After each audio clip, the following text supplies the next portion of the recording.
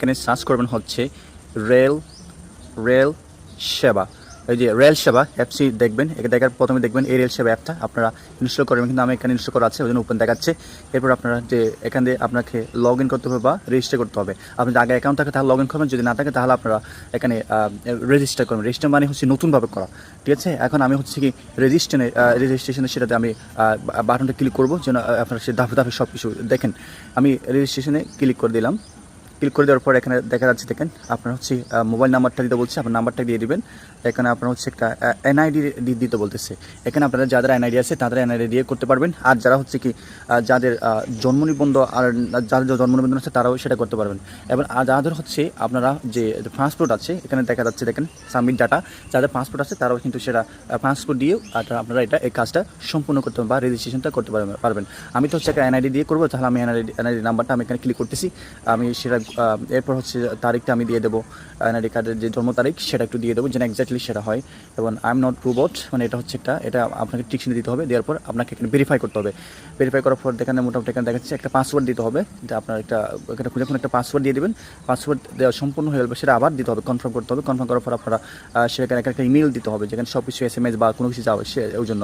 তারপরে পোস্টার কোডটা দিয়ে দেবেন আপনার, এবং হচ্ছে আপনার অ্যাড্রেসটা দিয়ে দেবেন যেন সুন্দর করে সেটা আপনার টিকেটে যেন শো করে, যেন কোনো পরবর্তী ঝামেলা হয়। তারপর একটা রেজিস্ট্রেশন দিয়ে দেবেন। রেজিস্ট্রেশন দেওয়ার পর আপনার কাজ এখানে মোটামুটি সম্পূর্ণ হয়ে যাবে। এরপর হচ্ছে একটা যে নাম্বারটা দিয়েছেন ওই নাম্বারে একটা সলিসিট একটা কোড আসবে, সেই কোডটা আপনি এখানে বসিয়ে দেবেন। বসিয়ে দেওয়ার পর আপনি এখানে ভেরিফাই দিয়ে দেবেন। ভেরিফাই দেওয়ার পর এখানে আই এগ্রিতে ক্লিক করবেন। আই এগ্রিতে ক্লিক করার পর এখানে মোটামুটি কাজ শেষ। এখন আমি আপনাদেরকে দেখাবো কোথায় আপনি যে কোথা থেকে কোথায় যাবেন সেটা আমি আপনাদেরকে এখানে আমি দেখাবো। মাই অ্যাকাউন্টে যদি ক্লিক করেন তাহলে এখানে যে আপনার এডিট করতে পারবেন, যদি কোনো এডিটের প্রয়োজন হয় তাহলে আপনারা এখানে কোনো কিছু চেঞ্জ করতে পারবেন। সব কিছু আপনার হচ্ছে কি এখানে নাম বা কোনো কিছু, এখন হচ্ছে আমি যদি এখন সিলেক্ট করবেন স্টেশন, এখন হচ্ছে আপনি যেতে যাচ্ছেন হচ্ছে কি ঢাকা যেতে ঢাকা যাবেন কোথা থেকে, সেটা হচ্ছে কি আপনার নরসিংদী থেকে। এবং সিলেট আপনি শেয়ার করবেন, সিলেক্ট করবেন সুবন শেয়ার, আপনার সুবন শেয়ারটা শেয়ার করবেন। এখানে বিভিন্ন ধরনের আপনারা গিয়ে এবার ডেটটা দিয়ে দেবেন। ডেটটা দেওয়ার পর আপনারা হচ্ছে কি এবার সার্চ ট্রেন্ডসে এখানে ক্লিক করবেন।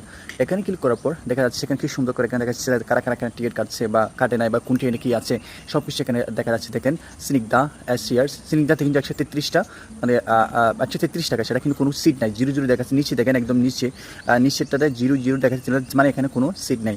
এবার আরেকটা দেখি শেষটা হচ্ছে কি শেয়ার, আমরা হচ্ছে শর্ট ট্রেল এক্সপ্রেসে দেখছি এখনও নাই, কোনো কিছু নাই। এখানেও এখানে 3টা আছে, এখানে 3 দেখা যাচ্ছে, তার মানে এখানে 3টা সিট এখনও বাকি আছে। আর এই পাশেরটা আছে সেখানে কিন্তু নেই। এখানে ঢাকা তো নরসিংদী 3টা সিট ফাঁকা আছে, এখানে কোনো মানে আপনারা কাটতে পারবেন। এরপর উপর দেখেন আরেকটা দেখেন এখানে কিশোরগঞ্জ এক্সপ্রেস, এখানে কিছু কোনো কিছু নাই। এরপর আমরা আরেকটু নিচে দেখি। এরপর হচ্ছে কি দেখেন এখানে 70টা ছিল, এবার 3টা ফাঁকা আছে।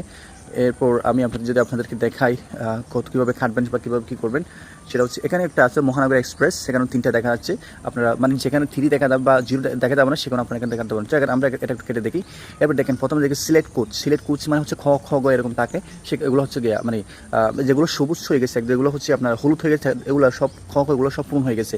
আর হচ্ছে কি যেগুলো সাদা আছে সেটা হচ্ছে এখনো পূরণ হয় নাই। আমি সাদাটা ক্লিক করলাম।